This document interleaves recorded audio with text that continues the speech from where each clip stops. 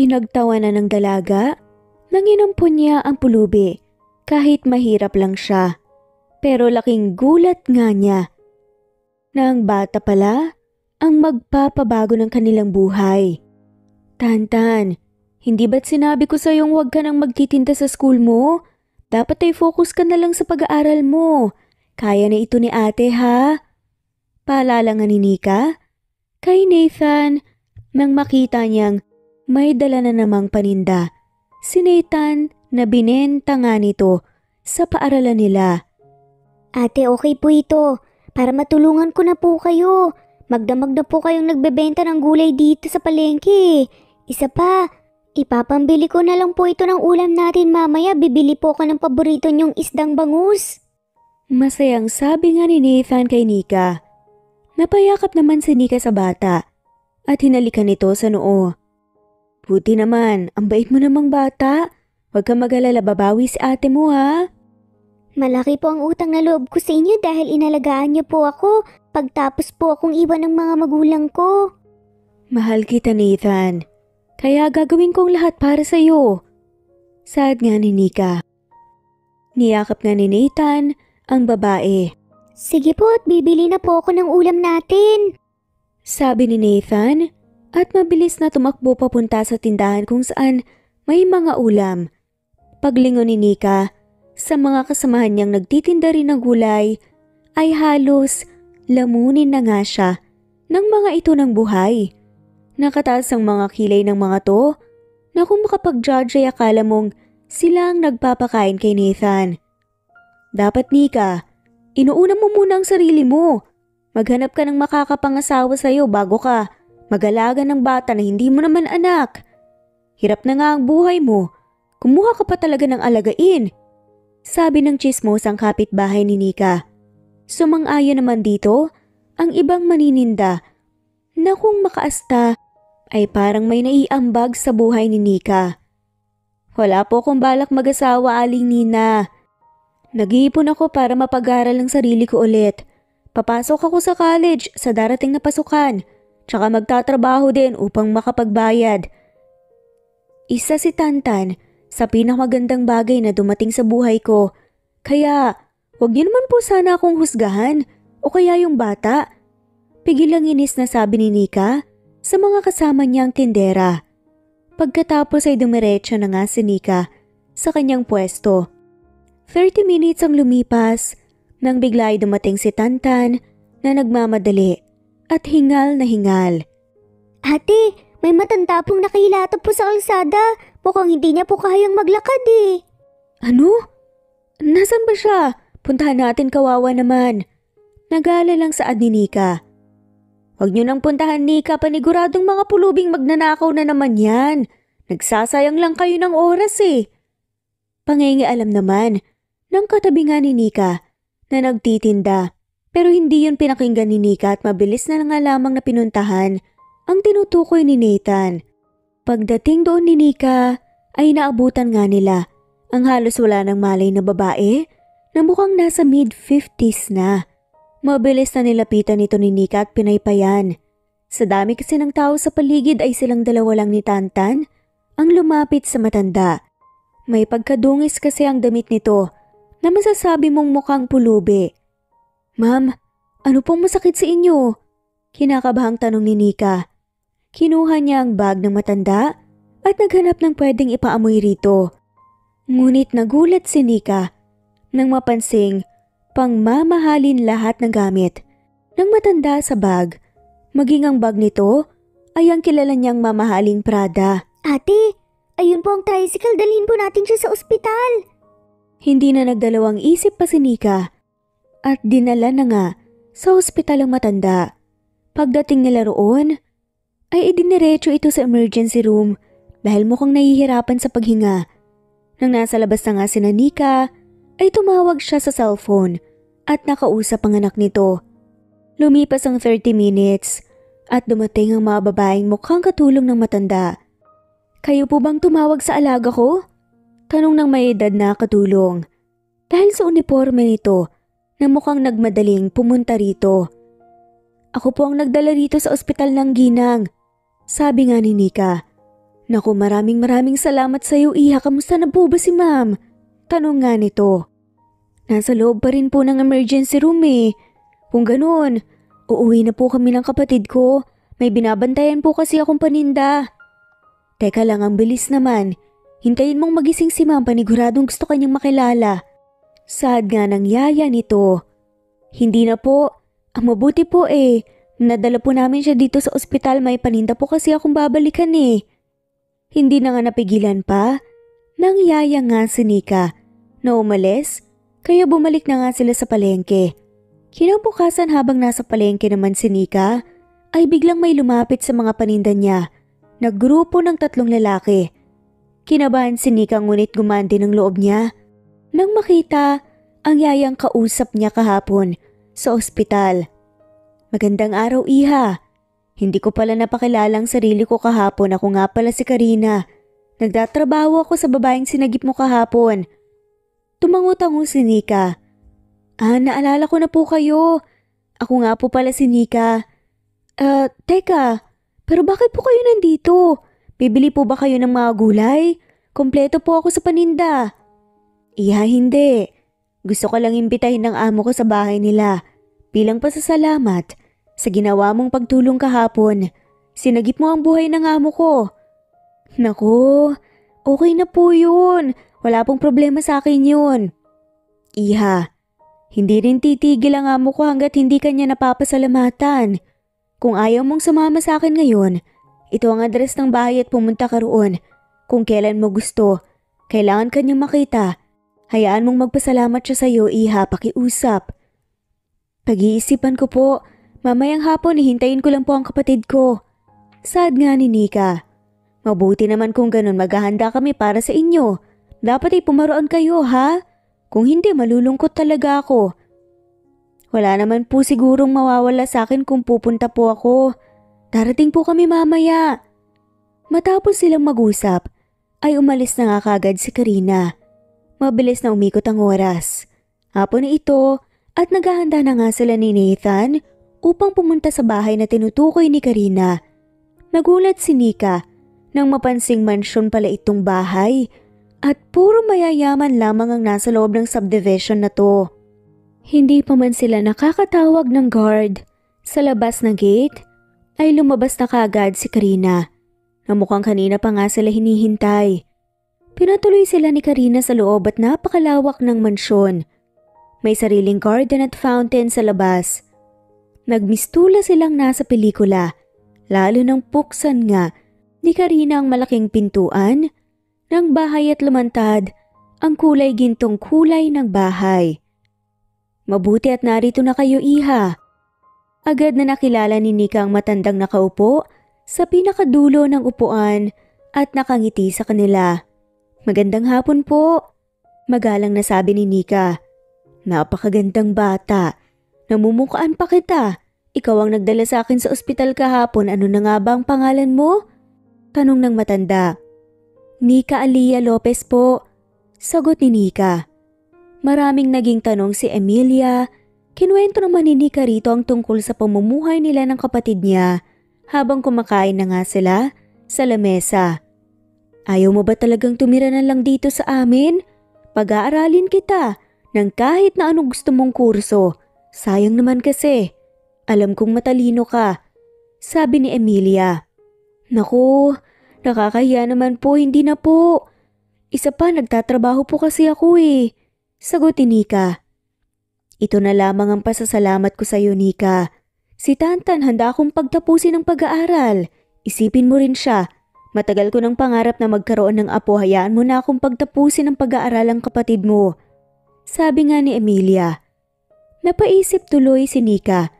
Maganda naman talaga ang plano niya. Mas nakakabuti yon para kay Tantan dahil aminado naman siyang hindi pa rin sapat ang kinikita nga niya sa pagtitinda ng gulay. Kung ganun po papayag po ko. Pero kung pwede po sanang magtrabaho na lang din po ako rito kahit katulong lang. Hindi ko po siguro kayang iasa ang buo sa inyo. Nakakahiya naman po, ayoko naman pong mag-take advantage. Sabi nga ni Nika. Tumango-tango nga ang matanda. Napangiti pa nga ng matamis. Walang problema sa akin, Nika. Mamaya ay igagaya ka ni na Aling Karina sa loob ng mansyon at sa magiging kwarto niyo ni Tantan. Huwag kang mag-alala. Kung may kailangan ka man, huwag kang magdadalawang isip na lumapit sa akin. Sabi ni Emilia. Halos hindi na nga maipaliwanag ni Nika ang tuwa. Kinabukasan nagimpake na nga sila at doon na nga pansamantala tumira sa mansyon upang magtrabaho. 2 araw ang lumipas ng pagtatrabaho ni Nika sa mansyon. Biglang may lalaking pumasok. Mukhang nasa late 20s ito at medyo magulo nga ang damit at madumi ang damit. Naku, excuse me po. Bawal pong pumasok sa loob ng kwarto ni ma'am. Kabilin-bilinan niya po sa amin yan eh. Mabilis na pigil ni Nika sa lalaking yun dahil dire-diretso itong pumunta sa kwarto ni Emilia. Napangisi na nga lamang ang lalaki at hinarap si Nika. Ang hindi alam ni Nika, ito ang anak ni Emilia na binata at galing itong Singapore. Marumi ang damit nito ngayon dahil nagayos ang kotse nito sa labas dahil wala sa ngayon ang taga-ayos nila ng kotse. Hindi mo ba ako kilala? Ikaw nga ang dapat tanungin ko kung sino ka eh. Natatawang tanong ng binata. Bago akong katulong dito ni Ma'am Emilia at sinusunod ko lamang ang utos niya. Bawal daw po talagang pumasok sa kwarto niya eh. Wala naman akong gagawin. Sagot ng lalaki at natatawa na. Naku po kuya, baka may balak kang nakawan ng kwarto ng amo ko ah. Tsaka ngayon lang kasi kita nakita rito eh. Ano bang ginagawa mo rito? Eh baka magnanakaw ka talaga. Hindi ako magnanakaw. Hindi pa man natatapos ang binata sa sasabihin ay agad na lumapit si Nika. Umalis ka na rito kung ayaw mong tawagin ko ang gwardya. Sabi nga ni Nika. Concerned lang naman siya sa kanyang amo. Napangisi na nga lamang ang binata sa katumalikod nang mukhang nagmamadali. Natatawa na nga lamang ang binata at napawaw din ito ni Nika dahil sa prinsipyo ni Nika.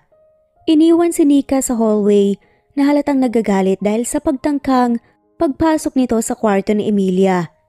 Kinagabihan naghahanda na nga sila ng pagkain para sa dinner time. Nang dumating na nga si Emilia, senyales na dapat ay nagmadali na nga silang magluto. Habang nagsaserve ng pagkain si Nika sa lamesa ay bigla na nga lamang may kumatok sa pintuan. Tsaka bigla na nga itong pumasok. Namumukaan nito ni Nika. Itong lalaking nagtangkang pumasok sa kwarto ni Emilia kaninang umaga. Leo anak. Mabilis na tumakbo si Emilia kay Leo na pumasok ng bahay na may malawak na ngiti at may daladala pa nga itong bulaklak. Ma, namiss po kita sobra. Bulong ni Leo at niyakap pabalik ang ina. Sa gulat at kaba ni Nika nang ma-realize na ang lalaking pinagbintangan pala niya na magnanakaw ay anak pala ni Emilia, ay nagmadali na nga siyang pumasok sa kusina. Ngunit nagtataka rin siya kung bakit nandito kanina si Leo sa mansyon gayong ngayon lamang ito nagpakita kay Emilia. Sa bagay, ay nasa trabaho nga naman kanina si Emilia kaya wala itong kaalam-alam na dumating si Leo. Hanggang sa matapos ng kumain ng mag-ina, sa lamesa ay hindi pa rin lumalabas si Nika sa kahihiyan.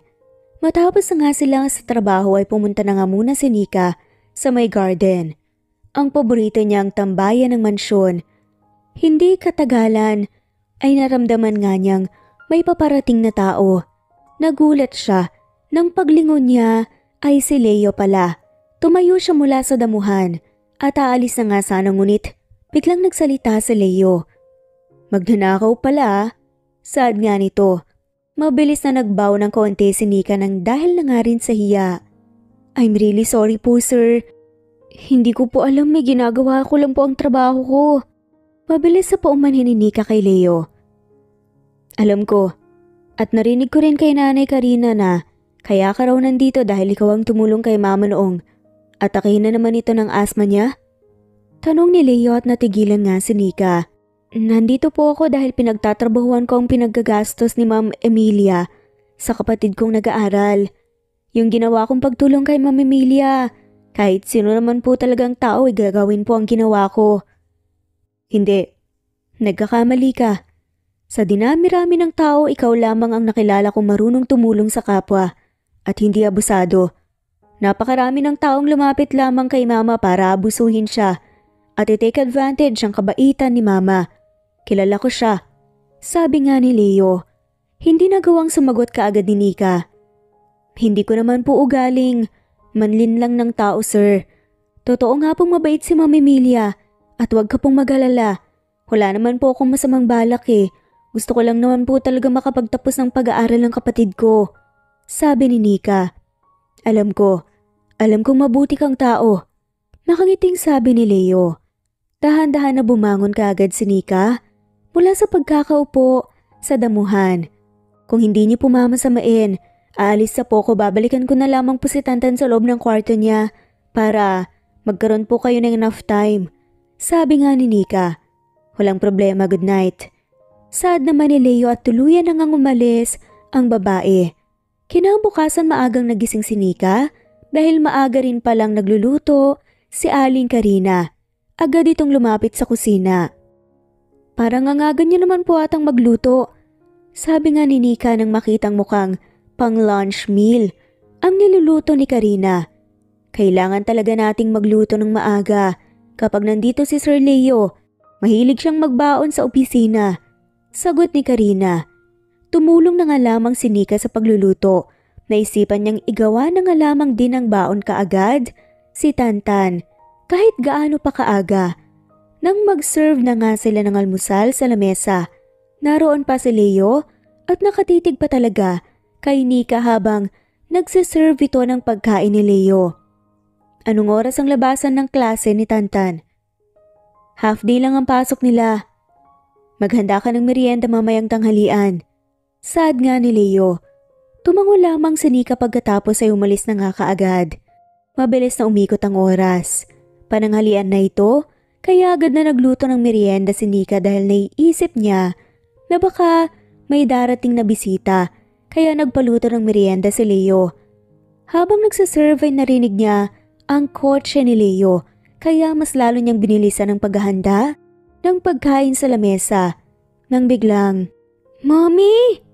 Masayang sabi ni Tantan at patakbong lumapit kay Nika.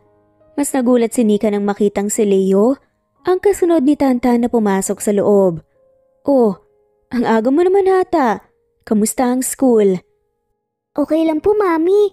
Alam mo po si Kuya Leo po ang sumundo sa akin sa school dahil wala raw po si Kuya Manong. Natigilan si Nika dahil sa narinig. Sasagot pa sana si Nika ngunit bigla na nga lamang pumasok na kaagad si Leo at mukhang pagod. "Sir, handa na po ang merienda. Bakit po kayong sumundo kay Tantan? Abala pa po sa oras niyo eh. Kaya ko naman po siyang puntahan." Naghahalo ang alaala at hiya sa boses ni Nika. Wala rito si Manong dahil may trip silang pinuntahan ni Ma, kaya naisip ko agad si Tantan. Sakto naman wala akong masyadong gagawin sa trabaho at makakapagmerienda pa ako rito sa bahay. Gumawa naman po kami ng baon mo ni Aling Karina. Baka mas lalo ka pong ma-stress at mapagod. Kaya ko po talagang puntahan si Tantan. Nakakahiya naman po masyado kung pati sundo ni Tantan ay ikaw. Tantan, kumain na tayo. Huwag ka nang makinig sa mami mo. Sad na nga lamang ni Leo. Sir, seryoso po ako. Seryoso din ako, Nika. Huwag kang mag-alala. Nagsasabi ako ng totoo, walang problema sa akin. Masaya si Mama na kasama rito si Tantan. Dahil matagal nang gusto ni Mama magkaapo. Kaya para kay Mama, aalagaan ko si Tantan. Responsibilidad ko na rin siya ngayon. Isa pa, masaya naman pong kasama si Kuya Leo eh. Binilhan niya nga po ako ng laruan. Ipinakita pa nga ni Tantan ang hawak niyang maliit na laruang kotse kay Nika. Magsasalita pa nga sana si Nika, ngunit naunahan nga siya ni Leo. Itimpla mo na lang kami roon ng nest ni Nika. Natatawang sabi nga ni Nico. Walang nagawa si Nika, kundi ang sundin ng amo at pumunta nga sa kusina. Pagkatapos niyang ipagtimpla ng juice na Leo, ay isinerve na nga niya ito sa kanila. Posibleng matutuloy ang business trip ni na Mama sa isang araw at kasama niya si Aling Karina. Kailangan nating mamalengke bukas, baka 3 buwan sila sa Japan. Ganun po ba? Wala naman pong problema sa akin. Marunong po ako sa lahat ng gawaing bahay. Sagot nga ni Nika. Ngunit nagtaka si Nika dahil mas napangiti pa nga si Leo. Pagkatapos magmerienda ni na Leo ay umalis na nga ang mga to sa mansyon. Mabilis na lumipas ang oras. Dumating ang araw ng field trip ni Emilia. Kasama si Aling Karina, kaya hinatid nga sila ni Leo. Si Nika naman ay niiwan sa mansyon na naghahanda ng pagkain dahil paniguradong didiretso si Leo sa mansyon. Hindi nga nagkamali si Nika dahil dumating sa mansyon si Leo noong pananghalian. Nakalimutan ni Mamang mag-grocery muna bago umalis, kaya kailangan nating lumakad at mamili ng mga gamit. Ganun po ba? Wala pong problema sa akin. Naipaghanda ko na po kayo ng merienda. Minadaling kunin ni Nika ang naihanda niyang nachos at isang juice dahil ang sabi nga ni Aling Karina ay paborito yun ni Leo na pananghalian. Sa buong buhay ko, ngayon lamang ako nakatikim ng masarap na nachos. Natatawang sabi pa nga ni Leo. May pagkabulero ka rin pala sir no? First time ko pong gumawa ng nachos kaya paniguradong hindi naman po yan ganyan kasarap na nachos. Seryoso ako. Sabi ni Leo ngunit hindi makapaniwala si Nika. Dahil nakangisi pa nga ito. Wala pong problema sa akin kung sasabihin niyo ang totoo. Hindi niyo naman po ako kailangan bulahin. Para na rin po sa improvement ko. Basta para sa akin ito pa rin ang pinakamasarap na nachos na natikman ko. Napabuntong hininga na nga lamang si Nika. At inisip niyang baka pinagtitripan lang nga siya ng amo. Kung totoo man po, maraming salamat sa pag-appreciate po. Ngumisi si Leo. Magbihis ka na dahil lalakad na tayo. Pagkatapos ay daanan natin ang anak mo. Sabi nga nito tagad namang sinunod ni Nika. Sa ngayon inaakala pa rin ni Leo na totoong anak talaga ni Nika, si Tantan. Pagkatapos magbihis ni Nika, lumabas na nga ito kagad. Nakasuot lamang siya ng simpleng jeans at black t-shirt katulad ng araw-araw nga niyang suot sa palengke. Tara na, sabi nga ni Leo at nagpauna na nga na lumabas ng mansyon. Matapos halos titigan ng buong kaluluwa ni Nika, napalingon na nga lamang ito sa lamesa at nagulat nang mapansing naubos ni Leo ang nachos. Niwala man lamang natirang kalat sa plato. Tahimik silang dalawa habang nasa biyahe nang bigla ay magsalita si Leo. So, yung papa ni Tantan, nasan nga pala siya? Biglain ang unot ang noon ni Nika at hindi katagalan, humagalpak siya ng tawa. Matagal-tagal din na panahon bago siya nakatawa ng ganito. Hindi siya matigil sa pagtawa dahil sa nasabi nga ni Leo. Anong nakakatawa? Sir, wala po kong asawa. Ha? Di ex-boyfriend. Umiling lamang si Nika. Bilang sagot, pagkatapos ay humagalpak na naman ang tawa. Pero, hindi ba tanak mo si Tantan? Mami ang tawag niya sa'yo eh. Hindi ko siya totoong anak. Alam niyo ni Tantan, kinupkup ko siya noong maliit pa siya. Iniwan siya ng tunay niyang magulang. Walang kasama kaya hindi ako nagdalawang isip na kunin siya. Siya ang pinakamagandang regalo sa akin ng Diyos. Dahil kay Tantan ay nagka-inspirasyon ako sa buhay. Kung hindi mo mamasamain, nasa na ba ang pamilya mo? Yung nanay at tatay mo? Mukha kang bata eh. Hindi na po ako bata sir, 25 na po ako. Nung college po ako, iniwan ko ang pamilya ko sa probinsya para mag-aral sa syudad nang biglang may dumaang bagyo sa probinsya namin. Nahulugan ng malaking puno ang nanay at papa ko sa bahay namin at doon po sila binawian ng buhay. Malungkot na kwento nga ni Nika. I'm really sorry sa pagtatanong. Hindi ko alam. It's okay. Iniisip ko na lamang na masaya sila. Ngayon, binabantayan ako kasama ni God. Doon sa langit, hindi nila po problemahin ng pera. Hindi nila po problemahin ng pagkain. Walang problema doon. Mas gusto ko yun para sa kanila. Hindi kaagad nakasagot si Leo dahil hindi nito alam ang isasagot. Huwag ka mag-alala. Nandito lang kami ni Mama kung may kailangan ka. Alam ko po. Pero sa ngayon ay focus lang muna ako sa pagpapaaral kay Tantan. Deserve niyang magkaroon ng magandang future. Ayokong magaya siya sa akin. Huwag mong sabihin yan. Hindi masamang magaya sa'yo si Tantan. Mabuti kang tao, Nika. May mabuting puso. Tinulungan mo ang nanay ko. Sapat na yon para maging inspirasyon ka ni Tantan at lumaki siyang kagaya mo. Alam ko po, ayoko lang naman po siyang lumaki na katulad ko, nakapos, walang trabaho. Kaya kitang bigyan ng posisyon sa kumpanya. Offer nga ni Leo. Sir, hindi po ako nakapagtapos ng college. Hindi natapos ni Nika ang sasabihin dahil dumating na nga sila sa parking lot at agad na nagsalita si Leo. Tara na? Ngumiti ng banayad si Leo at lumabas ng kotse. Nahihirapan nga si Nika sa pagbukas ng pintuan at nagulat siya nang makitang umikot si Leo at binuksan ang pintuan para sa kanya. Nakangiti pa nga ang binata. Nagtama ang mga mata nila ni Leo.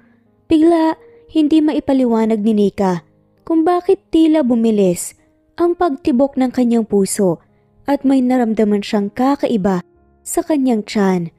Agad siyang bumaba ng kotse. Isinawalang bahalang kakaibang pakiramdam. Ano, mukha pa rin ba akong magnanakaw?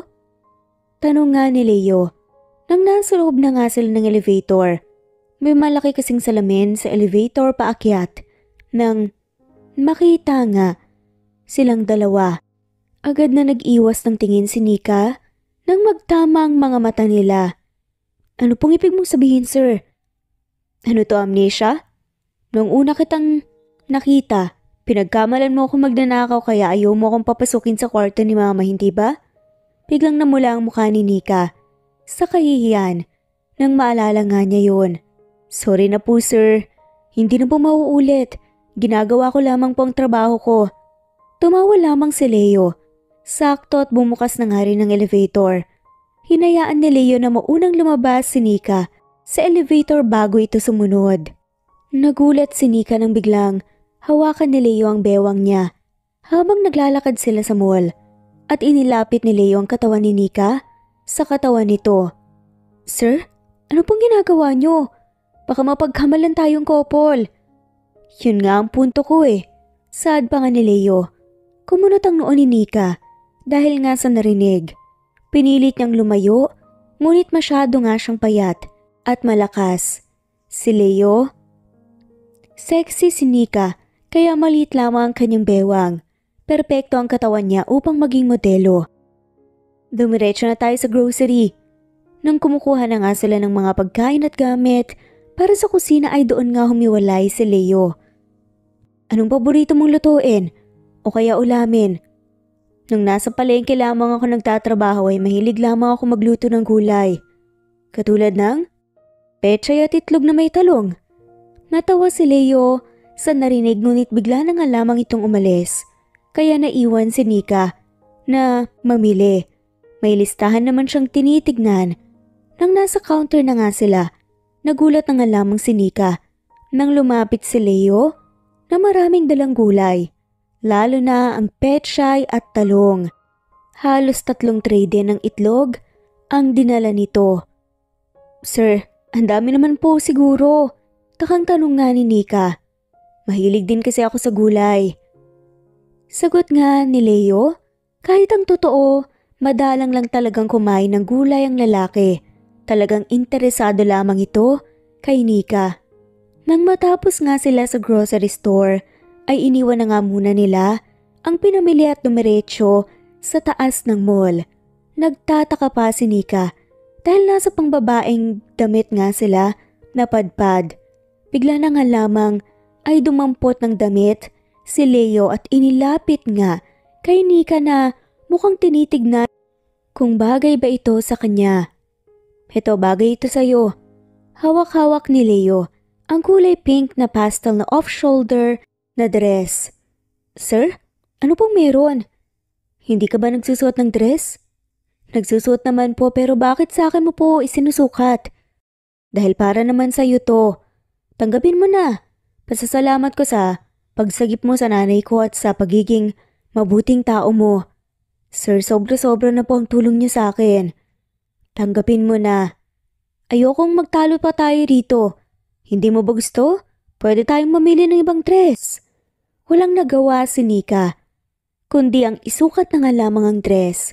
Gusto rin naman niya, ngunit nahihiya na nga siya dahil sa daming tulong na ginawa ng pamilya ni Emilia. Halos nakakawalong sukat na nga si Nika at walang magustuhan doon si Leo. Nang pagsuot nga ni Nika ng kulay pulang off-shoulder dress na may pagka-fit sa katawan, ay lumabas siya at ipinakita kay Leo. Bigla ay tila na starstruck si Leo dahil hindi ito makagalaw at matagal na nakatulala kay Nika na mukhang namamangha. Sir, ayos na po ba to? Doon lamang nahimasmasan si Leo at kaagad na napaupo ng maayos. Napataas ito ng kamay at napasign ng kamay bilang ayos dahil nakalimutan ni Leo magsalita. Hindi maintindihan ni Nika ang mga kinikilos ni Leo na halatang kakaiba. Nang marami na nga silang mapili na damit, ay dumiretso na nga kaagad sila sa cashier. Nagulat si Nika nang makitang mas mahal pa pala sa kaluluwa niyang mga damit na to. Halos 30K ang halaga ng mga gamit na nabili nila. Sir, parang sobra-sobra naman po ata to. Halika na, kailangan nating ayusin ang buhok mo. Po, sir? Maayos naman po ang buhok ko ah. Biglang tumigil sa paglalakad si Leo at humarap kay Nika. Nagulat si Nika nang lumapit ng kaunti si Leo sa kanya. Hinawakan ang buhok niya at pasimpleng hinawakan ni Leo ang pisngi ni Nika.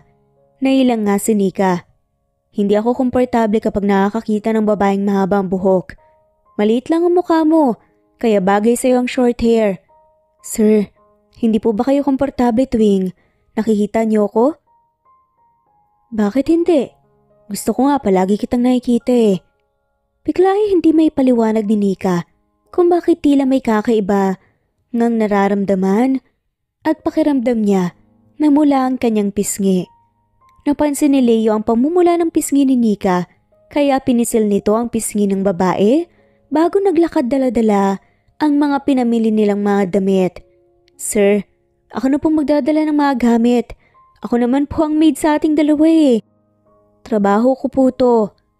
Masamang nagbubuhat ng maraming gamit ang babae. Sad naman ni Leo. Pero sir, mabibigatan po kayo. Muli ay tumigil si Leo sa paglalakad at hinarap si Nika. Mabilis namang natigilan si Nika. Gusto mo dalhin pa kita eh. Gumisi si Leo bago muli ay tumalikod na. Habang si Nika ay naiinis na. Hindi niya maipaliwanag ang nararamdaman at naiinis siya dahil doon. Ayaw niya ng ganitong pakiramdam. Iyong tela may sariling utak ang tiyan niya at ang pisngi niya na sumasagot sa mga banat ni Leo. At mas lalong kinaiinisan niya ay pakiramdam niya ay pinagtripan lamang siya ni Leo. Pagdating nila sa parlor ay agad nang naupo si Nika. Si Leo na rin ang pumili ng gupit ni Nika. Tinanong din ni Leo si Nika kung payag ba siyang magpakulay ng buhok. Hinayaan lamang lahat ni Nika. Paglipas ng halos 2 oras ay kulay golden brown at parang butterfly cut ang gupit ni Nika. Nagmukha tuloy siyang Amerikano at modelo dahil sa ayos niya. Humarap kaagad siya kay Leo. Muli ay tela nakalimutan ni Leo ang sariling mukha at pangalan nang makita ang bagong ayos ni Nika. Ayan, nagmukha kang model. Bagay na bagay sa iyong rumampa sa fashion show. Ipakita mo na sa boyfriend mo. Hindi po niya ako girlfriend. Maid niya po ako. Hindi kusang nakasagot, kaagad ang parlorista. Asawa ko siya. Saad naman ni Leo. Bigla ay nanlaki ang mga mata ni Nika. Dahil nga sa sinabi ni Leo na parang wala sa sarili. Bigla na nga lamang ay hinila ni Leo ang kamay ni Nika at sabay silang lumabas ng parlor. Naiwang nakanganga ang parlorista. Sir, ano pong sinabi niyo kanina? Hindi ka maid sa bahay. Tandaan mo, kaya naroon dahil sa pagtulong mo kay mama. Tinutulungan ka ni mama dahil sa pagtulong mo sa kanya. Bisita ka sa bahay. Pero bakit niyo naman po sinabing asawa niyo ako? Baka isipin po nilang totoo yun ah. Yun lang ang magandang sabihin eh. Gutom ka na ba? Napabuntong hininga na nga lamang si Nika bago nakasagot. Magluluto na lang po ako sa bahay. Sagot ni Nika dahil nahihiya na nga siya kung kakain pa sila rito sa bahay. Isa pa, ay busog naman talaga siya. Sinundo din nila si Tantan sa school. Mommy! Hindi makapaniwalang tanong ni Tantan nang makita ang bagong ayos ni Nika. Ako to, Tantan. Ang ganda mo po, Mommy! Napayakap ang bata kay Nika dahil sa tuwa. Napakaganda nga naman kasi ngayon ni Nika. Sobrang ganda ng mommy mo, Tantan, no? Mukhang kailangan niya ng asawa. Tumatawa ang sabi ni Leo. Muli ay namula si Nika. Opo, Kuya Leo. Tumigil ka nga, Tantan. Mag-seatbelt ka na dyan. Saway na nga lamang ni Nika. Namumula na kasi siya. Mabilis na putol ni Nika kay Tantan. Nagtinginan na nga lamang sina Leo at Tantan tapos nagtawanan. Nagkukwentuhan si Leo at Tantan buong biyahe para silang mag-ama dahil tila mas close pa nga si Tantan kay Leo kaysa kay Nika. Pagdating nila ng mansyon ay mabilis na bumaba si Leo ng sasakyan at pinagbuksan ng pintuan si Nika. Pagkababa ng mga pinamili ay dumiretso kagad si Nika sa kusina upang magluto. Hindi ka bang muna magpapahinga? Kararating lang natin ah. Hindi ka pa po ba papasok sa opisina? Ipagluluto ko po kayo. Sagot naman ni Nika. Kahit mamaya na yan, magpahinga ka na muna. Isa pa, hindi ako papasok ngayon. Sagot naman ni Leo. Sige po Sir Leo, magluluto na ako. Nagugutom na rin ako eh. Palusot ni Nika dahil maski sa pagpapahinga, nahihiya siya. Kung ganun, tulungan na kita. Sabi ni Aling Karina, hindi ka po marunong magluto. Ako na po rito. Pamimilit nga ni Nika. Gusto kong magluto. Gusto kong matuto. Walang nagawa si Nika kundi sumang-ayon na nga lamang. Napuno ng tawanan si Leo at Nika habang nagluluto nga sila. Si Nika naman palaging naiirita dahil minsan nagkakamali si Leo.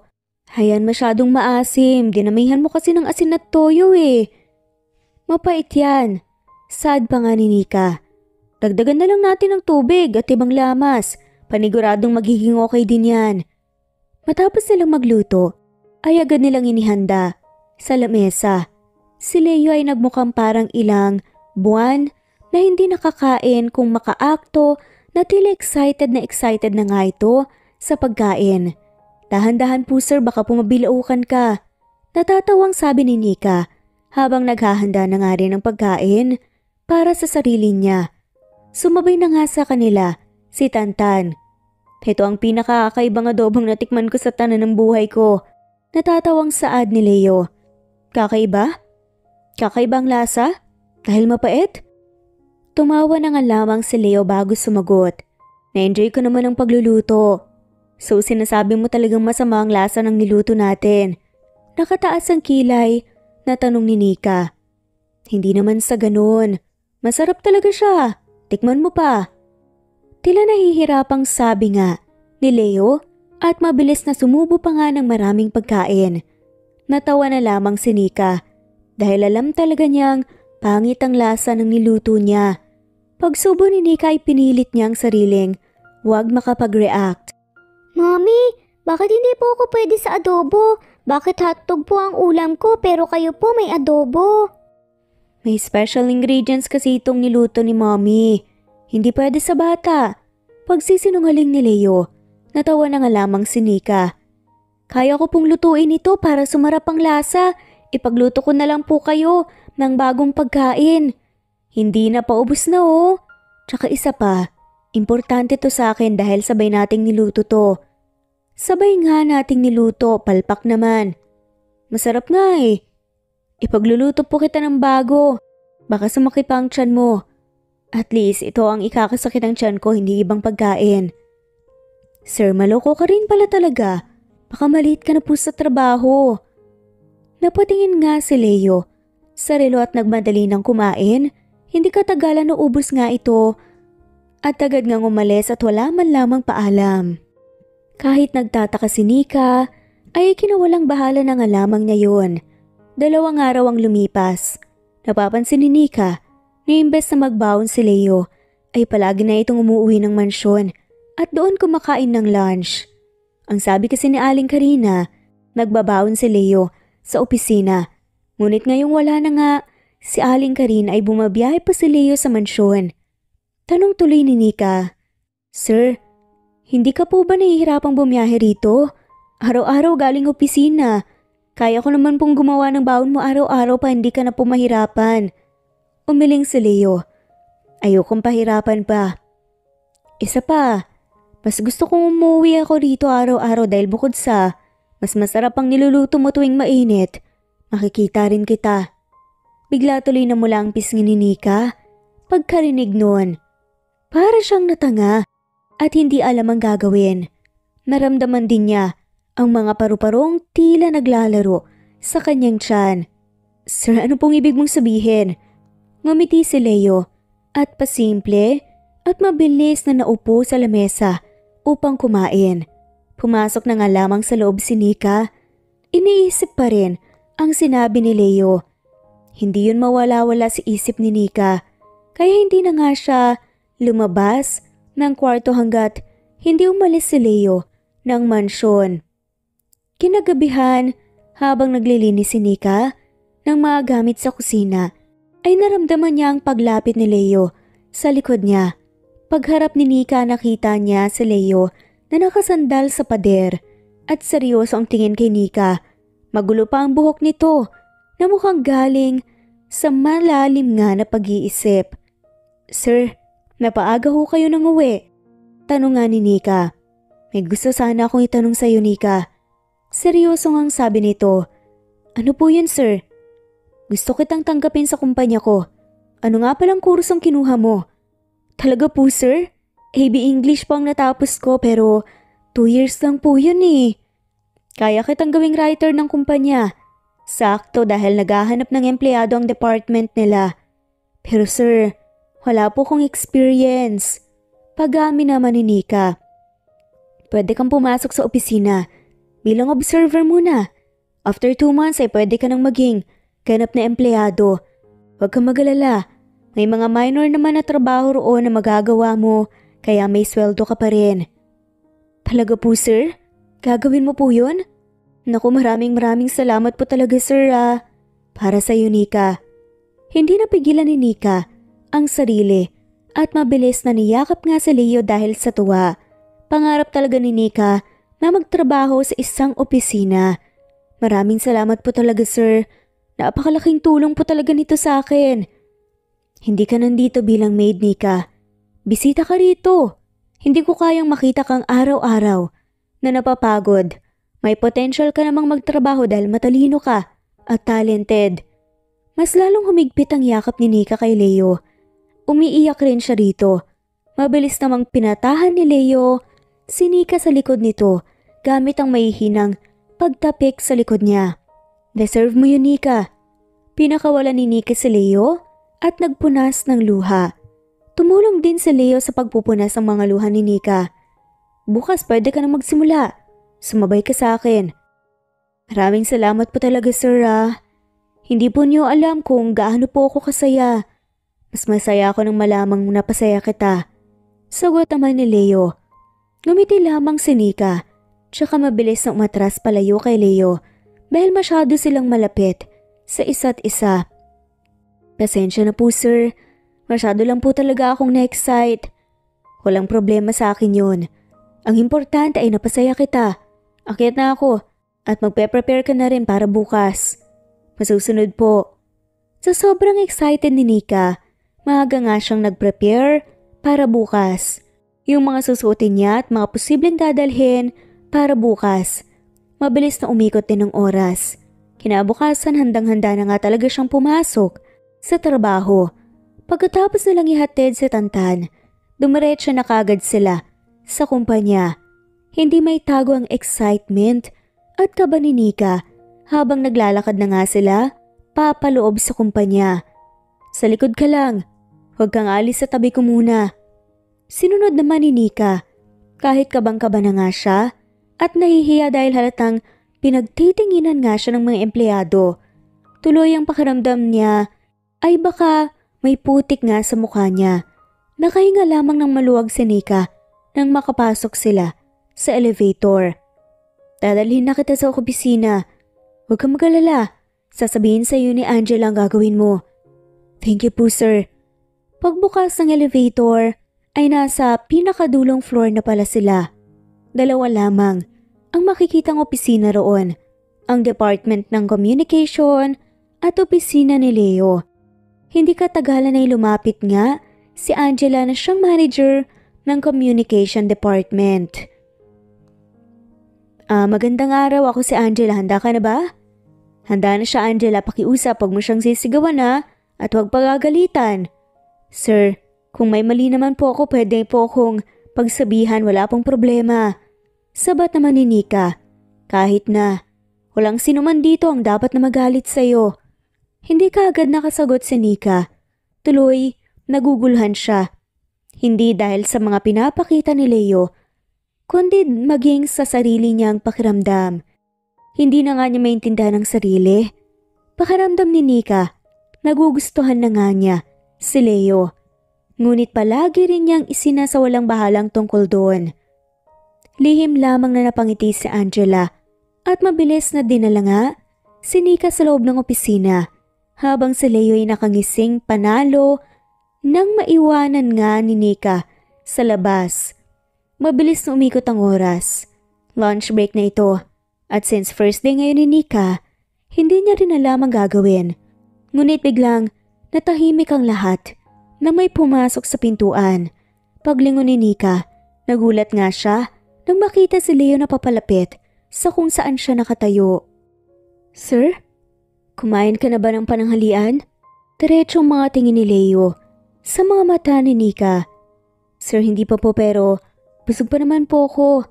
Naparami ang kinain ko kaninang umagahan. Isa pa, gusto kong matutunan ng iba't ibang pasikot ng trabaho. Naiintindihan ko. Pwede mo ba akong samahan mga nanghalian?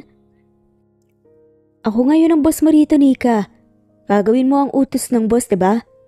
Natahimik na nga lamang bigla si Nika. Oo nga naman. Boss niya si Leo. Sa opisina at wala nga siyang magagawa. Walang problema, sir. Sad na nga lamang nito. Napangiti si Leo at bigla na nga lamang hinawakan si Nika sa bewang niya. Katulad nga ng ginawa nito dati sa mall. Narinig ni Nika ang malakas na bulong-bulungan ng mga empleyado. Ang iba ay kinikilig, may naiirita at meron din namang nandidiri. Saan po ba tayo kakain, sir? May alam akong restaurant. Paniguradong magugustuhan mo doon. Hindi na nga nakasagot pa si Nika.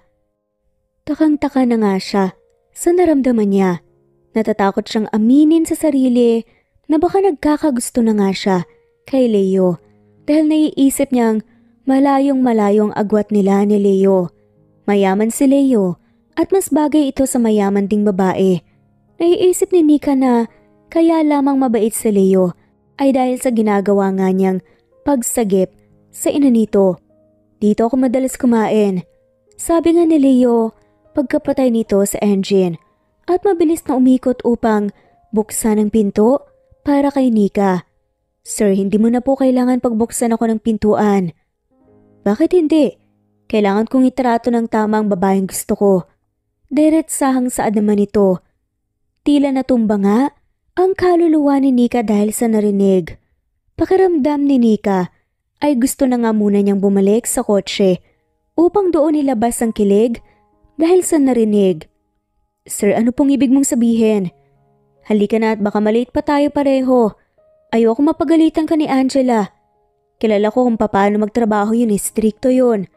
Natatawang saad na nga lamang ni Leo.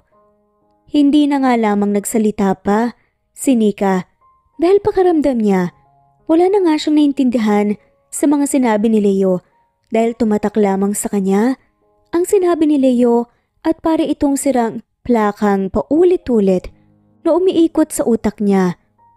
Nagising lamang si Nika nang nasa harap na pala niya ang menu. Hindi na nga siya nakapag-isip ng tama at kung ano man ang nauna niyang nakita ay yun na nga lamang din ang in-order niya. Umalis naman kaagad ang waiter Pagkatapos makuha ang order nila, na-realize ni Nika na napakamamahal pala ng mga pagkain nasa menu. Huwag mo nang alalahanin ng bills. Ako nang bahala doon. Pero sir, alinlangan na saad ni Nika. Wala nang pero-pero. Deserve mo to lahat, Nika. Tuloy ay napapatanong si Nika sa sarili kung saang parte niya naging deserve ang lahat gayong wala naman siyang ginawa. Hindi lang po ako sanay. Kailangan mong masanay. Hindi kasi ganito ang kinalakihan ko, sir eh. Lumaki akong halos sa isang taon ay hindi man lamang nakakaapak sa restaurant. Kung ano man ang kaya kong lutuin na galing sa katas ng pagtitinda, yun lamang po din ang alam ng tiyan ko. Natatawang kwento pa nga ni Nika. Naiintindihan ko, Nika. Siya nga pala, ang narinig ko kay mama, meron kang sariling pwesto sa palengke kung saan nagtitinda ng mga gulay? Hindi po sa akin yun, sir. Tindera lang po ako doon. Magkano ang sweldo mo? Curious na tanong ni Leo. 1,000 buwan-buwan. 1,000 kada buwan? Anong gagamitin mo sa ganung halaga? Ang mamahal ng mga bilihin ngayon eh. Ganun po talaga ang buhay doon, sir. Dahil ako naman po ang nagpumilit sa trabahong yun eh dahil wala na po akong mahanap na trabaho. Sobrang tipid nga lang po pero sumasapat naman po sa amin ni Tantan. Hindi yun sapat. Napakalaking kulang. Wala na po akong magagawa dun. Tapos na po yun eh. Isa pa, may aral din naman po akong natutunan sa naging buhay ko doon. Sasagot pa nga sana si Leo. Ngunit, dumating na nga ang kanilang order. Kaya natahimik pa nga ito. Pagkatapos mag-serve, ay agad na kumain si Nika. Ano, masarap ba? Oo naman po, ngayon lang ako nakatikim ng sushi. Gusto mo bang dito na tayo kumain ng lunch araw-araw? Sir, kaya ko naman pong bumalot ng baon natin eh. Mas gusto ko pa rin po pagkasabay kang kumain. Natigilan muli si Nika. Sir, kumain na lang tayo. Walang nagawa si Nika, kundi sundin na lamang ang utos ng amo kahit paulit-ulit na umaandar sa utak niya ang sinabi nito. Pagkatapos silang kumain, ay agad na nga silang bumalik sa kotse. Pagdating sa kotse, ay parehas lang silang tahimik. Si Nika, naguguluhan din dahil sa mga pinagsasasabi kanina ni Leo. Ihatid na ba kita sa opisina mo? Tanong nga ni Leo kay Nika nang makalabas nga sila sa elevator. Sir, masyado namang malapit ang department natin sa opisina mo para ihatid mo pa ako. Wala namang masamang taong gagalaw sa akin dito eh. Gusto lang kitang ihatid. Sir, alam mo hindi rin kita maintindihan. Hindi ka agad pinatapos ni Leo ang sasabihin ni Nika at agad na nga itong nagsalita habang naglalakad. Okay, alis na ako. Mag-enjoy ka sa trabaho. Sabihin mo lang kung may nang away sa'yo ah. Sir, kaya ko naman po ang sarili ko. Huwag mo na akong ituring na parang bata. One thing pala. Pwede bang wag mo na akong tawaging sir? Leo na lang. O pwede namang honey. Namula naman ang pisngi ni Nika dahil sa narinig. Sir, tumawa na nga lamang ng nakakaloko si Leo. Dumiretso nga umalis. Wala nang nagawa si Nika kung hindi ang magpatuloy na nga lamang sa department. Kinabukasan, sa trabaho, inaasar si Nika ng mga katrabaho niya dahil nahahalata daw ng mga to na baka may pagtingin si Leo sa kanya. Wala na ba si Sir Leo at yung fiancé niya? Biglang napatanong ang kasama ni Nika na si Ann. Natahimik ang lahat sa opisina. Nagtaka si Nika dahil wala siyang kaalam-alam. Wala naman siyang kilalang fiancé ni Leo. Fiancé? Pag-uulit nga ni Nika. Hindi mo alam, te? Sad naman ni Ann. Hindi eh. Ang totoo niya nagtatrabaho talaga ako bilang katulong sa mansyon nila pero wag po kayong mag-alala. Nakapag-college naman po ako at mabilis akong makadap ng environment. Alam naming matalino ka at masipag sa trabaho, Nika. Puri naman ng kasama ni Nika na empleyado. Pagkatapos nga ng tsikahan nila, dumating na nga ang lunchtime. Hindi pa man nakakalabas si Nika, ay bigla na nga lamang may dumating sa department nila. Si Leo na may malawak na ngiti, Tuloy ay mas lalong umingay ang asaran ng mga kasamahan ni Nika. Lunch ulit tayo? Aya nga ni Leo. Sa ngayon ay hindi na nakaramdam pa ng kung ano si Nika at sinunod na lamang niya kung anong gusto niya. Mabilis siyang tumango. Ngumiti si Leo at bigla na lamang siyang hinawakan sa bewang niya habang naglalakad na sila palayo. Ngunit hindi rin maiwasan ni Nika na maisip ang tungkol sa fiancé ni Leo. Tinatanong lamang ng kaswal ni Leo si Nika tungkol sa trabaho nito sa opisina habang nasa elevator sila. Nang makalabas na sila ay pansin ang pagkagulat sa mga mata ni Leo nang may babaeng pulang-pula ang lipstick at mukhang mataray ang datingan na siyang nasa harap nila ngayon. Nabitawan ni Leo ang pagkakahawak sa bewang ni Nika. Cassandra, anong ginagawa mo rito? Nagtaas ang mga kilay ng babaeng nagngangalang Cassandra. Nang mapansin ang pagkakahawak ni Leo sa bewang ni Nika, pagkatapos ay nag-cruise ito ng kamay sa dibdib. Hindi mo ba ako namimiss? Mabilis na lumabas ng elevator si Leo kasama si Nika na nagugulahan dahil sa nangyayari. Nika, mauna ka na lang muna sa kotse. Susunod ako. Agad na tumango naman si Nika at ngumiti pa kay Cassandra na nakataas pa rin ang kilay sa kanya. Kahit nung makalis na nga siya. Hindi katagalan ay dumating nga si Leo sa kotse na mukhang problemado. Gustong magtanong ni Nika, ngunit naiisip naman niyang wala siyang karapat ng itanong tungkol doon. Pagdating nila sa restaurant, at pansin nga ni Nika ang pagiging tahimik ni Leo na hindi normal para sa kanya. Habang kumakain din, ay madalang na nga lamang itong magsalita. Sir, may problema po ba? Wala naman, bakit? Mukha ka pong may problema kanina ka pa po walang imik. Wala, pagod lang dahil maraming trabaho. Hindi sumagot si Nika dahil nahihiya nga siya. At parang naiisip niya na hindi nga totoo ang sinasabi ng lalaki. Mamayang gabi, pwede bang may imbitahan kitang lumabas? Biglang seryosong tanong ni Leo. Mamayang gabi? Saan naman po? Ang sabi ko wag ka nang gumamit ng po. Sorry sir. Mamayang gabi may alam ako magandang tambayan. Total, parehas tayong galing sa trabaho. At pagod. Pwede tayong magpahinga doon. Pero walang makakasama si Tantan sa bahay. Sinong nagsabing iiwan natin siya? Isasama natin ang anak mo. Huwag kang mag-alala. Napangiti si Nika. Walang problema sa akin sir. Magandang ideya yun para makapagpahinga ka rin.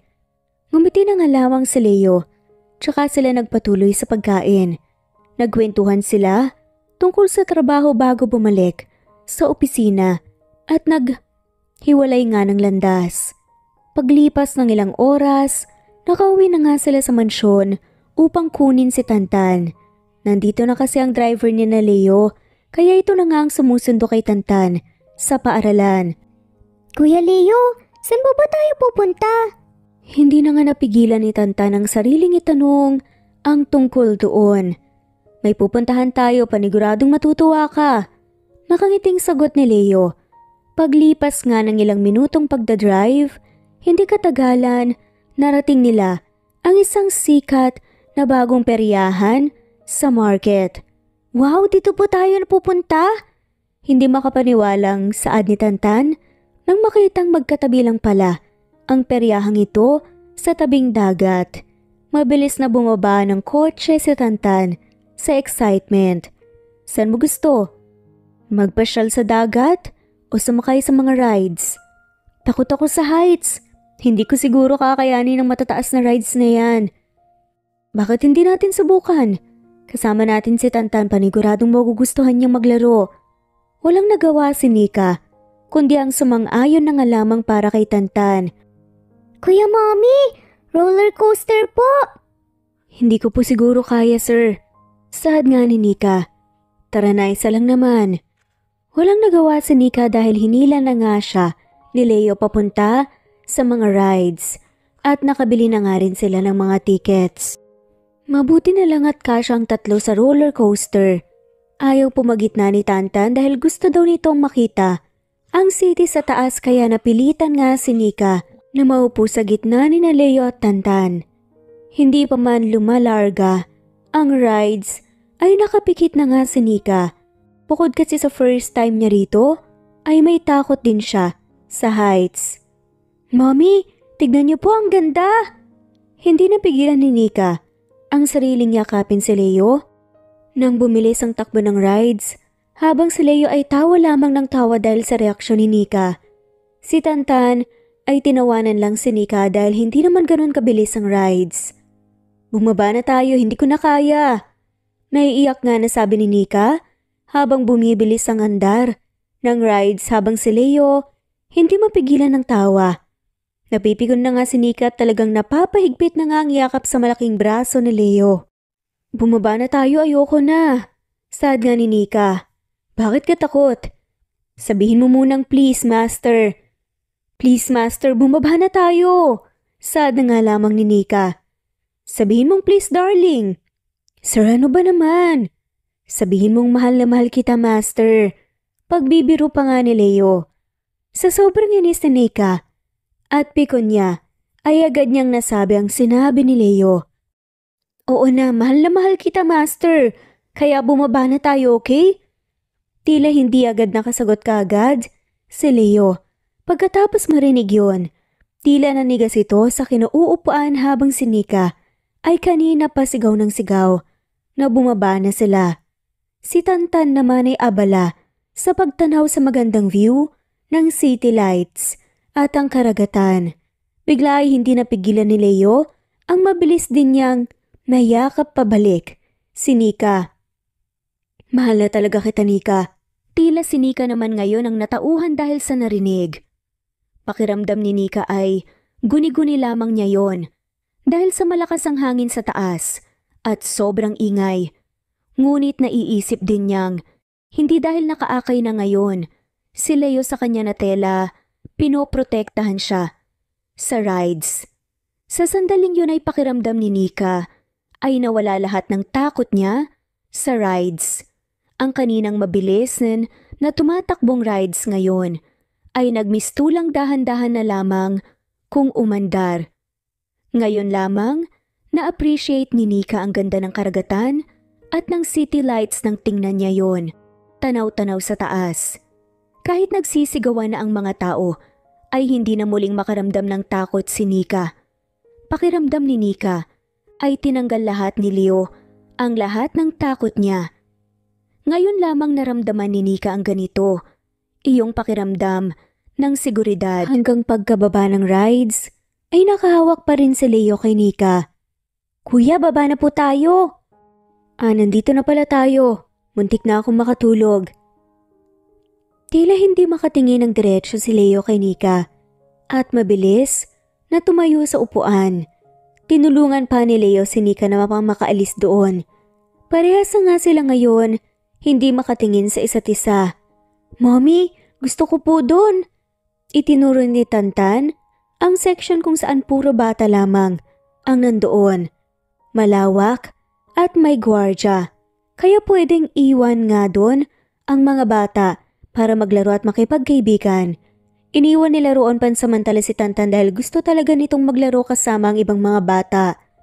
"Gusto mo bang maglibot muna tayo sa gilid ng dagat? O nagugutom ka?"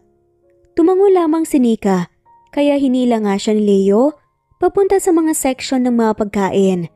Bumili sila ng mga finger foods at lumapit sa dalampasigan. Tahimik silang dalawa. Naglalakad lamang sila habang tumatama ng kaunti sa mga paa nila ang tubig. Bigla ay hinubad ni Leo ang jacket nito at bigla na nga lamang pinasuot kay Nika. "Hindi naman ako nilalamig, sir. Baka ikaw, mas kailangan mo yan." "Malamig, kailangan mo yan." Sad naman ni Leo. Mas lalo tuloy naguguluhan si Nika dahil sa mga pinapakita ni Leo na hindi na nga niya maintindihan kung ano ba talagang ibig sabihin. "Madalas ka ba rito?" Tanong nga ni Nika para may papag-usapan naman sila. "Hindi. First time ko lang dito. Ayokong pumunta rito mag-isa eh." "Ganun ba? Bakit hindi niyo naisama ang fiancé niyo noon dito?" Tila natigilan si Leo at nahirapang sumagot. Paano mo nalaman ng tungkol doon? Narinig ko lang sa opisina. Ayokong pag-usapan ng tungkol doon. Seryosong saad naman ni Leo. May kung ano sa loob ni Nika na nasaktan siya dahil sa isinagot ni Leo. Ngunit naiisip niyang wala naman siyang karapatan para mag-demand ng explanation kay Leo. Nang mapagod maglakad, ay naupo sila sa dalampasigan kung saan tanaw ang buwan. Masarap sigurong maligo dito nang ganito kaliwanag ang buwan. Kaso ay bawal maligo rito. May alam akong magandang resort na pwede kang maligo ng ganitong oras. Nais mo bang dalhin kita doon? Nako sir, sobra naman, wag na. Masaya na ako dito dahil nandito ako eh. Hindi mo alam na mas masaya akong malamang napasaya pala kita. Hindi napigilan ni Nika ang tumingin kay Leo, ngunit natigilan siya nang magtama ang kanilang mga mata. Hindi man lamang nag-iwas ng tingin si Leo at mabilis na umiwas ng tingin si Nika at tanaw nga ang bilog na buwan. Napakaganda ng buwan. Ito na siguro ang pinakamagandang tanawin na nakita ko sa tanan ng buhay ko. Ako rin. Napakaganda nga. Saad nga ni Leo. Malambing ngunit malamig na boses ni Leo. Hindi napigilan ni Nika kung hindi tingnan si Leo. Hindi nga nagkakamali si Nika.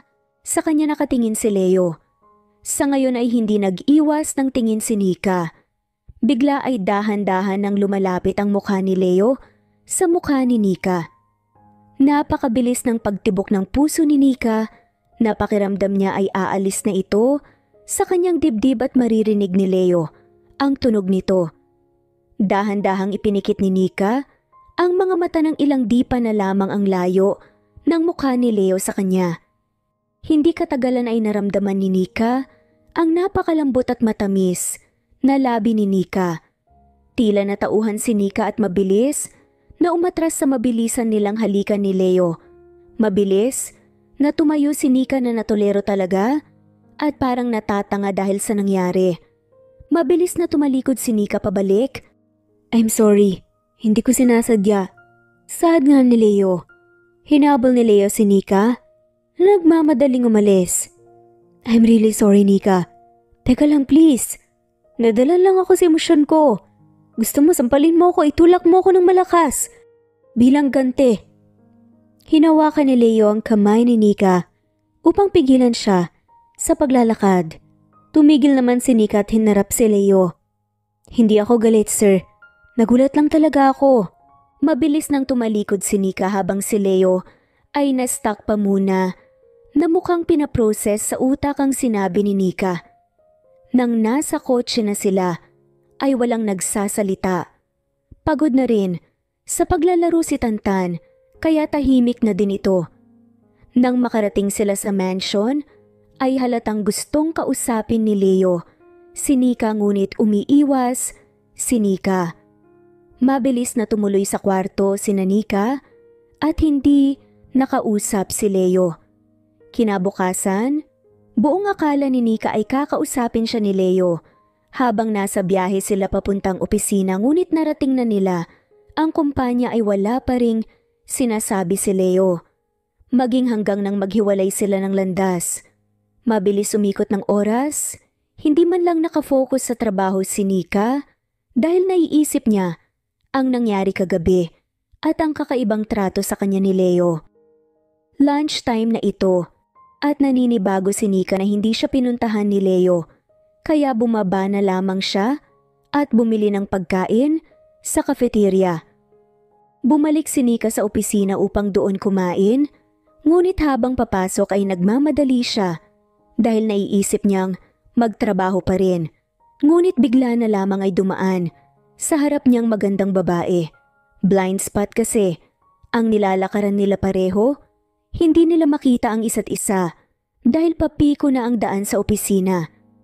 Sa kasamaang palad ay nabuhos ang dalang tiya ni Nika sa damit ng babae.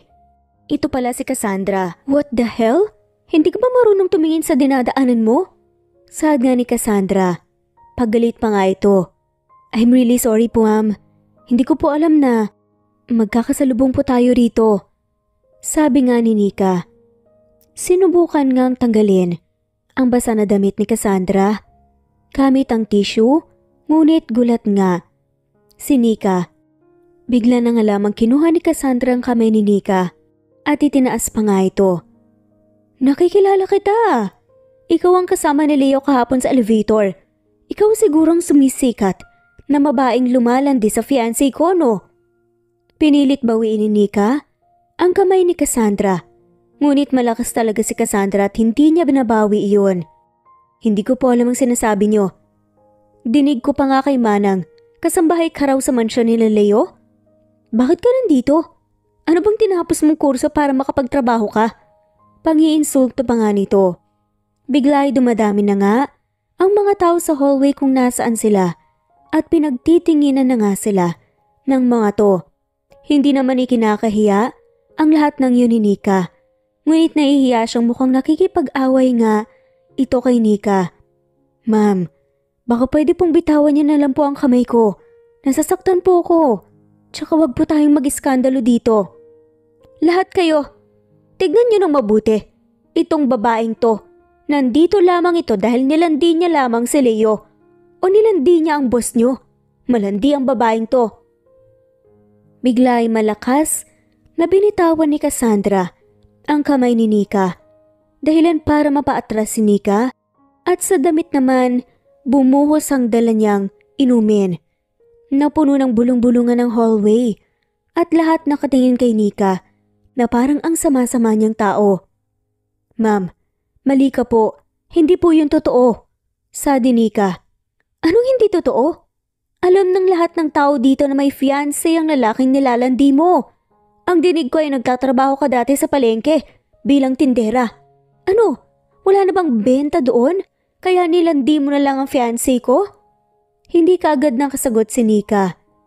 Ang kapal naman ng mukha mo. Kasambahay ka na nga, pumunta ka pa dito sa opisina. Para ano? Pagkatapos mong landiin si Leo, napapayag mo siyang bigyan ka ng trabaho? Ganyan ba talaga kayong mga squatter? Ano mukhang pera lamang? Pero saad nga ni Nika? Pumapayag po kung apakapakan mo ang pagkatao ko. Pero wag mong isasali ang ibang tao. Mata pobre ka? Ngayon, alam ko na kung bakit hindi ka magawang pakasalan ni Leo. Matapang na saad ni Nika. Kumunot noo nga si Cassandra. Aba, at sasagot-sagot ka pa ha? Hindi katagalan ay naramdaman nga ni Nika ang malakas na sampal na tumama sa mukha niya. Sumakit ang kanyang pisngi at pakiramdam niya. Hindi na nga siya makatingin. Heto, paano mo ito ipapaliwanag ha? Hindi ba ikaw to? Kasama si Leo? Mabilis na napatingin si Nika sa sinasabi ni Cassandra at nagulat si Nika nang makitang litrato ni Leo habang nasa beach at saktong noong hinalikan siya ni Leo. Iniharap ni Cassandra ang litratong yun sa mga taong naroon na hindi man lamang tinulungan si Nika dahil napapaniwala silang lahat ni Cassandra. Hindi na nga nagawang magsalita ni Nika. Saad pa nga ni Cassandra, kita niyo na kung gaano kalandi ang babaeng to at sa akin mo pa talaga babalik ta rin ha? Ito na nga oh, kita na ng lahat ang kalandi ang ginagawa mo sa fiancé ko. Paano mo ito papatunayan at ipapaliwanag? Walang maisagot si Nika. Kusa na nga lamang na pumapatak ang mga luha niya at hindi makagalaw, lalo na nang makita niyang pinagbubulungan na nga siya ng mga tao. Talaga ba? Akala ko pa naman mabait yan at matinong tao. Hindi ako makapaniwala. Hindi niya ba alam na may fiancé na si Sir? Kung pera talaga kapag may hirap, ginamit siguro niya ang katawan at ganda niya para akitin si Sir. Sigurado yun. Ilan lamang yan sa mga narinig ni Nika na galing sa mga empleyadong pinagpepiestahan sila. So ano? Anong masasabi mo? Bunyag na ba lahat ng sikreto mo? Hindi yan totoo. Umiiling-iling pa na saad ni Nika. Naputo lang sasabihin pa ni Nika ng paglingon niya sa mga taong naroon ay napakasama na nga ng mga tingin ng mga to sa kanya. Nagpunas na nga lamang siya ng luha at mabilis na umalis doon at dumiretso sa opisina habang umiiyak. Narinig pa nga niyang malakas na tawa at ngisi nga nung paalis na. Hindi pa man siya nakakaupo, ay masama na kagad ang tingin sa kanya ng mga empleyado. Naikwento na nga pala kasi ng kasamahan niyang mga empleyado ang nangyari tungkol sa halikan. At ngayon, lahat sila masama ang tingin sa kanya. Hindi ako makapaniwalang magagawa mo yun. May fiancé na si Leo, akala ko pa naman mabait ka. Sabi ng katabi niya sa table. Hindi niyo maintindihan. Hindi natapos ni Nika ang sasabihin. Nakita na namin, Nika. Huwag ka na mag-alala. Normal naman yung ganyan sa panahon ngayon eh. Hindi na ako nagulat. Sabi pa nga ni Anne. Doon nagulat si Nika sa sinabi ni Anne. Hindi siya makapaniwalang naniwala ng mga kasamahan niya kay Cassandra. Muli niyang pinunasan ng luha at mabilis na lamang na umalis ng kumpanya. Umuwi si Nika mag-isa sa mansion at nag-impake ng gamit. Hindi siya matigil sa pag-iyak. Lubos siyang nasasaktan dahil sa mga maling akusasyon na wala man lang nakapagtanggol sa kanya at hindi niya nagawang maipagtanggol ang sarili. Sinundo ni Nika si Tantan sa school nito upang lumayas na sa mansyon na wala man lang paalam. Galit si Nika ngunit hindi niya maintindihan kung bakit hindi niya magawang magalit kay Leo. Gayong hindi kaagad sinabi ni Leo sa kanya ang totoo.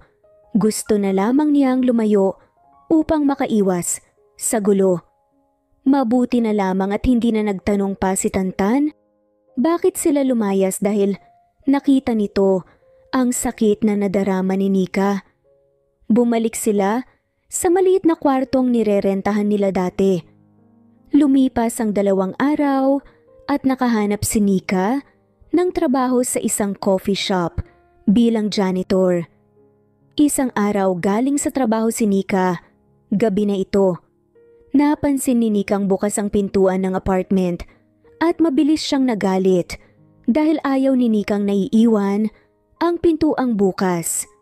Pagalit siyang pumasok upang pagsabihan si Tantan ngunit nagulat siya nang makitang nag-uusap si Tantan at Leo sa loob. Nagtama ang kanilang mga mata. Sad nga ni Leo. Nika, anong ginagawa mo rito? Putol naman ni Nika. Dumating ka na pala. Pinagluto ka namin ni Tantan ng pagkain mo. Kaya ko namang magluto ng pagkain. Trabaho ko yan. Ang tinatanong ko, anong ginagawa mo rito? Malamig na tanong ng babae. Pinapasok na nga muna ni Leo si Tantan upang hindi na nga nito marinig pa ang pag-uusapan nila. Aktong alis na nga si Nika, ngunit masyadong mabilis si Leo. Mabilis na niyakap ni Leo si Nika patalikod. Hindi may paliwanag ni Nika ang kaninang mainit niyang ulo na tila humuhupa. Naramdaman nga niyang parehas na nadarama niya noong nasa may perya sila. Pakiramdam ni Nika ay safe na safe siya tuwing yumayakap sa kanya si Leo. Namiss kita. Hindi mo alam kung gaano ako halos mabaliw nang bigla ka nang nawala. Leo, hindi ka dapat nandito. Sad ni Nika. Narinig ko ang nangyari. I'm really sorry. Patawarin mo ko. Yung engagement namin ni Cassandra matagal lang tapos yun. Ipinipilit lamang talagang ibalik ni Cass. Napakabilis kumalma ni Nika dahil lamang sa isang yakap at explanation ni Leo. Bakit? Dahil kailangan nila ng suporta ng kumpanya nila. Pero huwag kang mag-alala. Banned na siya sa kumpanya. Pinutol ko na rin lahat ng connection ko sa kanila. Hindi na siya makakalapit pa sa'yo. Ipinapangako ko yan. Mas lalong humigpit ang yakap ni Leo kay Nika nang hindi siya sumagot. Bumalik ka na, Nika. Miss na kita. Pakiramdam ko mababaliw talaga ako pag nawala ka pa sa akin. Pilit na tinanggal ni Nika ang kamay ni Leo na nakayakap sa kanya. Tsaka ito hinarap. Minsan ang gulo eh. Hindi kita maintindihan. Sad nga ni Nika. Anong hindi mo maintindihan? Leo, hindi kita maintindihan. Hindi ko alam kung ano ba talagang kailangan mo sa akin. Hindi pa man natatapos ni Nika ang sasabihin ay mabilis na nga siyang pinutol ni Leo. Mahal kita, Nika. Ikaw ang kailangan ko. Hindi ko alam.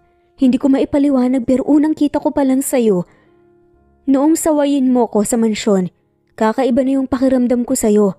Nagustuhan na kita, lalo pa nang malaman kong ikaw ang nagligtas sa mama ko. Kung hindi lamang dahil sa'yo baka wala pa rito si mama. Pakiusap dito ka lang, wag mo kong iwan ulit.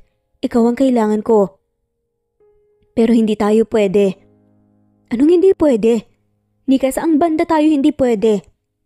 Alam mo na yun, Leo. Tignan mo naman ako. Tignan mong sarili mo. Huwag mong sinasabi yan, Nika. Hindi yan totoo. Maging ano ka man, maging sino ka man, mahal na mahal kita. Huwag kang nag-iisip ng mga ganyang bagay. Hindi tama. Leo, hindi ko maintindihan ang nararamdaman ko. Pero alam kong hindi to tama. Natigilan sa pagsasalita si Nika. Nang bigla na nga lamang, ilapat ni Leo ang labi niya sa labi nito. Sa pagkakataong ito, hindi man lang gumalaw si Nika na parang handang-handa na nga siyang isuko ang buong pagkatao kay Leo. Nagtagal ang paglapat ng kanilang halikan ng ilang segundo bago lumayo si Leo. Mahal kita, Nika. Yun ang totoong matagal ko nang itinatago. Kusang tumulang mga luha ni Nika. Hindi niya alam ang sasabihin pero alam niyang sa loob-loob niya ay may nararamdaman din siya para kay Leo. Pinunasan ni Leo ang mga luha ni Nika. Darating ako bukas dito. Babawiin kita. Nagsasayang ka lang ng oras. At gas. Sad nga ni Nika. Walang sayang kung ikaw man ang pupuntahan ko, Nika. Ikaw na sigurong mundo ko. Hindi ko alam ang gagawin kapag nawala ka pa. Bakit ka ba nagkakaganyan? Hindi ko alam kung anong ginagawa mo sa akin, Nika. Parang na-hypnotize mo ko. Muli ay si Nika na ngayon ang humila sa ulo ni Leo at kusang humalik sa lalaki. Sa sobrang gulat ni Leo ay hindi kaagad ito nakagalawan na sagot na nga lamang ang halik ni Nika. Gabi na, bumalik ka na lang bukas. Seryosong saad na lang ni Nika. Napawaw naman si Leo. Pagod ka pa galing sa trabaho. Niyakap lang na mahigpit ni Leo si Nika. Babalik ako bukas. Pangako, hihintayin kita. Saad naman ni Nika. Mabilis na lumipas ang mga araw. Sinagot din ni Nika si Leo. At ngayon ay nasa altar si Leo. At hinihintay ang pagdating ni Nika na nakasuot ng puting simpleng gown lamang. Hindi napigilan ni Leo ang pagbuhos ng mga luha nito habang tanaw ang napakagandang bride na paparating. Naalala lahat ni Leo ang magagandang alala nila ni Nika na siyang kanyang kayamanan. Daddy na rin ang tawag ni Tantan kay Leo. Halos hindi matapos-tapos ang mga luha ni Leo, lalo nang mahawakan na nito ang kamay ni Nika. You may now kiss the bride. Anunsyo nga ng pare. Manginig-ginig pa sa Leo nang sa wakas ay halikan na nga nito si Nika. Parehas silang kinikilig at lubos na masaya. Kinagabihan ay dumiretso nga sila sa isang resort kung saan sila mag-honeymoon. Isang private resort ni na Leo. Hindi mo alam kung gaano mo ako napasaya ngayon, Nika. Masaya ako malaman. Pangako po, protektahan kita sa lahat. Walang makakapanakit sa'yo. Saad nga ni Leo. Ayoko ng pangako. Natatakot akong baka hindi sila matupad. Hindi yun pangako, Nika. Responsibilidad ang tawag ko doon. Responsibilidad kong protektahan ka at huwag kang saktan. Masuyong saad ni Leo. Ngumiti si Nika at humarap kay Leo. Gagawin ko naman ang lahat para laging masarap ang ulam mo. Sagot naman ni Nika. Nandito ka pa nga lang sa tabi ko. Napakasarap na sa pakiramdam. Pulero ka talaga. Napapangiting saad na nga lamang ni Nika. Gusto mo ba ng babaeng anak? Loko ka. Anak ka agad? Bakit ayaw mo ba? Malay mo, hindi lang isang anak natin, kundi 2. O kaya 3 o 4. Hindi mo ba alam? O hindi ba nakakwento ni mama sa'yo na meron kaming lahi ng kambal? Ano? Nakakatakot naman ata yan. Hindi ko alam kung kakayanin ko. Hinaplos ni Leo ang mukha niya. Malamang kakayanin mo yan. Hindi agad nakasagot si Nika nang bigla na nga lamang siniil ng halik ni Leo ito. Gusto ko ng babaeng panganay para kay Tantan. Salamat sa pagtanggap at pag-aalaga kay Tantan na parang anak mo siya. Huwag mong sabihin yan. Anak nating dalawa si Tantan. Paniguradong maboboard yun sa mansyon. I love you. Masuyong saad nga ni Nika. Mas mahal na mahal kita, Nika Aliyah. Tumawa lamang si Nika at ipinagpatuloy nila ang naudlot na halikan. Hindi katagalan ay natanaw nila ang fireworks galing sa kabilang isla. Ngunit tanaw sa kanila. Magkayakap nilang pinanood ang fireworks na yun. Mabilis na umikot ang oras at mga araw at biniyayaan nga sila ng 4 na anak. Gaya nga ng nasabi ni Leo, mukhang tininig nga talaga ang prayers niya. 2 babae, 2 lalaki nga ang kanilang anak.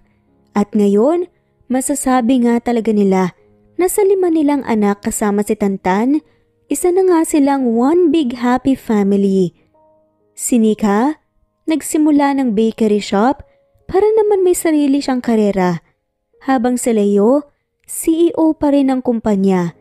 Hindi man perpekto ang kanilang pamilya, kontento naman sila kung anong meron sila, lalo na't meron silang mababait at cute na mga anak. Ang pinakamahalagang bagay ay ang pagmamahalan nila at tiwala nila sa may kapal. At dito na nga po nagtatapos ang kwentong pagmamahalan ni Nika at Leo. Maraming salamat po sa lahat ng mawalang sawang sumusubaybay at shoutout po sa mga sumusunod. Not Green Fox, Carmelita Mendoza, Marilyn Babula, Berry, Liliano Bebe, Presbyteros Rose, Medel Talon, Jane, Lani Pardillo, Marlene Kayanan, Leonisa Azotes, D. Marie Ramos, Araceli, Lilio Saria, Miras Channel, Raquel Epe, Gina Tutor, Jane, Hartley, Sunshine Sotalbo, Maricel Cabigon, Merlin Baroza, Gina Marayo, Merlin Rodel Obejero, Hans, Cecilia Comoda, Taha ni Vlog, Merlin, Kuya Atok, Maria Merly Brogada, Marilu Cabantac, Filipina, Eileen, Mercedita San Jose, Lovina Galang, Lilian, Teresita de Jesus, Monina Aviles, Yula Pedrona, Romana Gorospe, Rosemary Vasquez, Marley Lazaraga, Leonisa Azotes, Jocelyn Tancinco, Estelita Mahia, Ding Lege, Marisa de los Reyes Arroyo, Leia Paul Vinar, Steve the Music, Rain, Presbyteros Rose, Ostonalito, Alexa Ani, Matea Estrera, Agustina, Onaba Cogin, Jessica Vargas, Celine, Merlilin, Baroza, Annie Hoson, Elimana Lili, Mercy Villantes, Eli Evangelista Anderson, Eli Bitasolo of Italy, Ann Mariano, Fredelisa de Guzman, Carmencita Falcon, Merlin Bravo, Cecilia Ramos, Evangeline Zamora, Edralina Gatchoan, Marites Nitura, Agustina Niceto, Marian, Ann Aliflor, Lili Roda Barcial, Alma Ebdao, Minda Tandok, Flores, Melinda Sano, Thelma Mora, Juliet Panlilio, Edna, Elvi, Delia, Fenavares, Sally Lariano, London Villas, Danica Selga, Lani Pardillo, Teresita Schmid, Charlie, Nora Bell Evans, Roger, Lloyd Dasalon, Bella, Nelly Ortiz, Mary Rose Carillo Jesusa, Enday Samante, Enday Lebra, Yolanda Tejida, Honey Villasenor, Tessie, Marichan, Ann Mariano, Wilma Guzman, Gabrielio, Liu, Maria Rica Natividad, Nelani Juan, Anita Hernando, Teresita Arevalo, Raquel Magno, Carmencita Falcon, Flordet, Nat Green Fax, Luz Templo Nuevo, Teresita Schmid, Flor Cabrera, Virginia Salazar, Luz Templo Nuevo, Leia, Madeline Tagle, Wilma Villafuerte, Isaac Ablon, Menchita de Belen, Federico, Mercy Edrosolo, Fe, Adamson Machas, Quinciano Ebas, Eli Ramirez Elizabeth Gilas, Harem Ruhi, Julius Edna Romero, Charlie Angelina Samia Emma Gadiano, Rosemary Vasquez Lisa, Estelita Mahia, Elvi Candontol, Corazon Danke of University of Eastern Philippines University, Teresita, Neil Bacolor, Evangeline Zamora, Charlie Jane Clemente, Susan Upaga, Susan Rodrigo, Fred Deliza de Guzman, Juby Hernandez, Helen Murillo, Edarlina Fahil, Rosie, Juliet Kaday, Kuya Atok, Betty Losnong,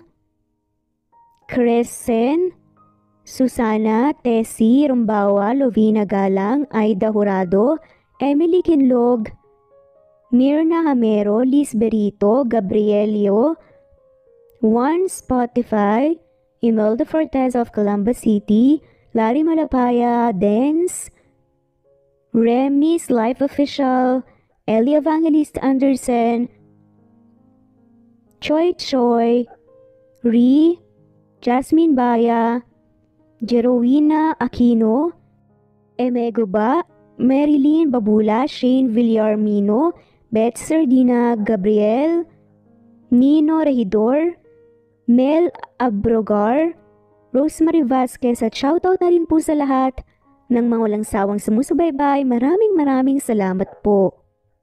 Veronica Briseño, Violeta Murillo, Teresita, Teresa Bulie, Christine Flores, Nesbeth Anaban, Flor Salvalion, Kuwait, Raquel Labay, Kuya Atok, Lani Pardillo, Eva Violeta, Presbyteros Rose, Amy Regalado, Teresita, Res Cavilla Havana, Precious, Lilian Nobebe, Eli Evangelista Anderson, Marziel Arcilias, Rosemary Palaganas, Rose Martinito, Ding Liege, Alexa Gomez, Jomira Bueno, Amy Fenavares, Irma Emma, Lali Emralino, Tortillas Gaming, Matea Estrera, Annalie Flor, Rosemary Tinito, Rosemary Palaganas, Excelsis Tagala, Emily Kinlog, Rosemary, MM, Penning Escal, Neri Cabangon, Lucia Baldo, Rosemary Vasquez, Londono Villas, Faye, Rosemary, Angelo, Vicky Adlaon, Mercy Villantes, Rezeline Unday, Allen, Ace, Nino Regidor, Jeyo Cadtec, Escapades Matilda, Irma Valerio, Agustina Aniceto, Cecilia Alvior, Naitan Canada, Lily Roda Barcial, Eli Ramirez, Doris Day Pangan, Lynn Lee of Macau, Reyes, Rebecca Tezuka, Noel Macero, Rizalina Credo, Mitchie Karch, Romel Carion, Juliet Panlilio, Lynn, Merlilyn Zenny Marion, Benoni Anya Lucas from Bacolod City, Merlina Aparata, Annalyn Nantes, Flordette, Lorena Utod, Faye, Anita Fernando, Roach Ann Rodriguez, at shoutout na rin po sa lahat ng mga walang sawang sumusubaybay. Maraming salamat po.